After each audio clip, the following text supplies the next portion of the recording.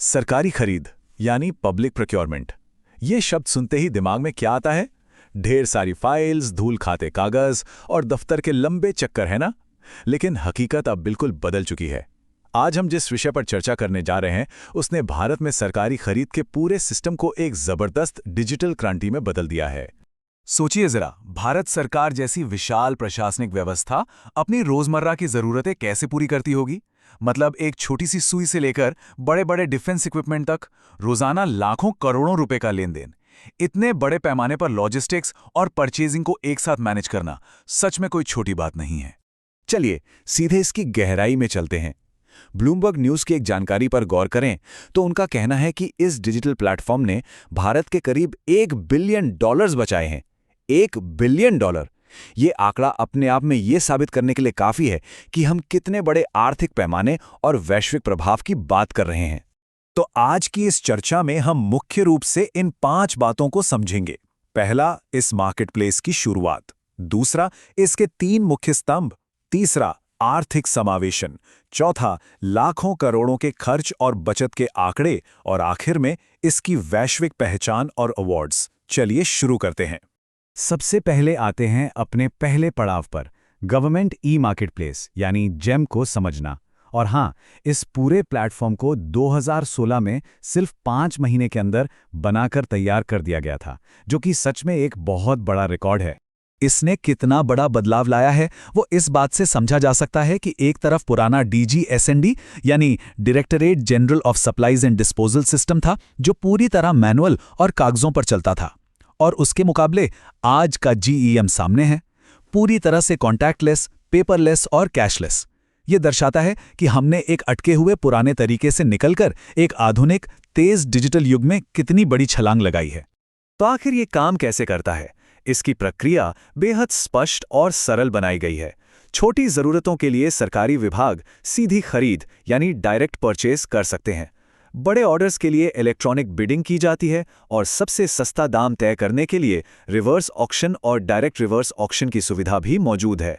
बस यही 4 क्लियर तरीके हैं जो खरीद को पूरी तरह से आसान और कारगर बनाते हैं। अब बढ़ते हैं आगे और बात करते हैं इस सिस्टम की नींव के बारे में। इस विशाल खरीद व्यवस्था के 3 सबसे मजबूत स्तंभ हैं: दक्षता, पारदर्शिता और समावेशवाद, यानी एफिशिएंसी, ट्रांसपेरेंसी और इंक्लूसिवनेस। तो यहाँ सबसे दिलचस्प बात यह है कि ये प्लेटफॉर्म इतना बड़ा बना कैसे। इसका राज छिपा है जनरल फाइनेंशियल रूल्स 2017 के नियम 149 में। इस एक नियम ने सभी सरकारी मंत्रालयों और एजेंसियों के लिए GEM से खरीदना अनिवार्य यानी मैंडेटरी कर दिया। मतलब अब ये सिर्फ एक विकल्प नहीं बचा था, बल्कि एक नया नियम बन गया जिसने इसकी अथॉरिटी को पूरी तरह से पक्का कर दिया। इस सबका असर क्या हुआ? वर्ल्ड बैंक द्वारा किए गए एक स्वतंत्र आकलन पर ध्यान दें तो सरकारी खरीदारों को औसतन 9.75% की ठोस बचत हो रही है। सोचिए, जब बजट लाखों करोड़ों का हो तो करीब 10% की बचत कितनी बड़ी रकम होती है। इसके अलावा पूरी तरह पारदर्शिता लाने के लिए अब हर प्रोडक्ट पर कंट्री ऑफ ओरिजिन बताना भी जरूरी कर दिया गया है। चलिए अब तीसरे हिस्से की तरफ बढ़ते हैं, जो शायद इसका सबसे प्रभावशाली पहलू है: सच्चा आर्थिक समावेशन और अलग-अलग बैकग्राउंड से आने वाले विक्रेताओं का सशक्तिकरण। अब जो बात सच में हैरान करने वाली है वो ये कि इस सिस्टम ने सरकारी ठेके पाने की उन पुरानी दीवारों को पूरी तरह गिरा दिया है जहां सिर्फ कुछ गिने चुने बड़े लोग ही पहुंच पाते थे। यहाँ रजिस्टर्ड करीब 23 लाख सेलर्स में से 10,42,000 से ज्यादा तो सिर्फ माइक्रो और स्मॉल एंटरप्राइजेज हैं, और हाँ, 30,000 से ज्यादा स्टार्टअप्स भी इसका हिस्सा बन चुके हैं। मतलब अब देश का एक छोटा व्यापारी भी सीधे सरकार को अपना सामान सप्लाई कर रहा है।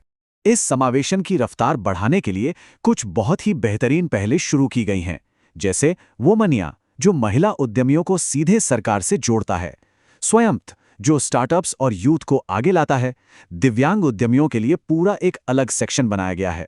इसके अलावा गैम सहाय, जिसके जरिए छोटे व्यापारियों को आसानी से लोन मिल जाता है; और द ग्रीन गोल्ड कलेक्शन, जिसमें बांस के उत्पाद शामिल हैं। ये सच में ई गवर्नेंस का मानवीय रूप है। अब आते हैं अपने चौथे पड़ाव पर, लाखों करोड़ों का खर्च और अभूतपूर्व पैमाना। तैयार हो जाइए कुछ बहुत बड़े और चौंका देने वाले आंकड़ों के लिए। 13.60 लाख करोड़ रुपए। मई 2025 तक इस प्लेटफॉर्म की ग्रॉस मर्चेंडाइज वैल्यू इस आंकड़े को पार कर चुकी है। एक बार फिर गौर कीजिए, 13.6 लाख करोड़। ये नंबर अपने आप में इस बात का बहुत बड़ा सबूत है कि इस डिजिटल हाईवे पर कितने विशाल पैमाने पर पैसा फ्लो कर रहा है, और वो भी पूरी तरह ट्रांसपेरेंट तरीके से। और इस विशाल जेएमवी के अंदर क्या क्या शामिल है, जरा ध्यान दीजिए। अब तक 2.86 करोड़ से ज्यादा ऑर्डर्स प्रोसेस हो चुके हैं। 1,64,000 से ज्यादा सरकारी बायर ऑर्गेनाइजेशंस यहां खरीदारी कर रही हैं। खरीदने के लिए 10,900 से ज्यादा प्रोडक्ट कैटेगरीज और 330 से ज्यादा सर्विस कैटेगरीज के विकल्प हैं। एक आम सेफ्टी पिन से लेकर सरकारी दफ्तरों के लिए कैब बुकिंग और एयर कंडीशनर्स तक सब कुछ यहां मौजूद है। अब हम इस चर्चा के 5वें और आखिरी हिस्से पर पहुंच गए हैं। ये इतना बड़ा बदलाव विश्व की नजरों से छिपा थोड़ी रह सकता है। इस डिजिटल रूपांतरण की वैश्विक पहचान के बारे में जानते हैं। ऐसी बेमिसाल सफलता की तारीफ दुनिया भर के कई बड़े मंचों पर हुई है, जैसे एआई और डेटा एनालिटिक्स के बेहतरीन इस्तेमाल के लिए ईटी गवर्नमेंट डिजिटेक 2025 में इसने गोल्ड अवार्ड जीता।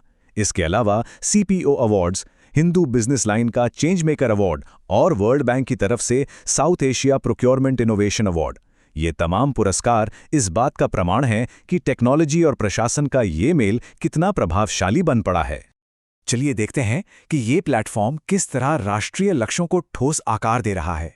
ये आधुनिक खरीद प्रक्रिया सीधे तौर पर डिजिटल इंडिया और आत्मनिर्भर भारत के विजन को जमीन पर उतारने का काम कर रही है। जब सरकारी डिमांड हमारे अपने देश के स्टार्टअप्स और छोटे व्यापारियों द्वारा पूरी होती है, तो देश की आर्थिक नींव सच में आत्मनिर्भर बनने लगती है।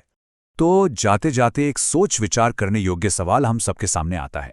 जीएम ने तो भारत में सरकारी खरीद को पूरी तरह बदल कर रख दिया है, पर क्या इस तरह के डिजिटल मार्केटप्लेसेस आने वाले समय में दुनिया भर के सरकारी और सार्वजनिक बुनियादी ढांचे के काम करने का पूरा तरीका बदल देंगे?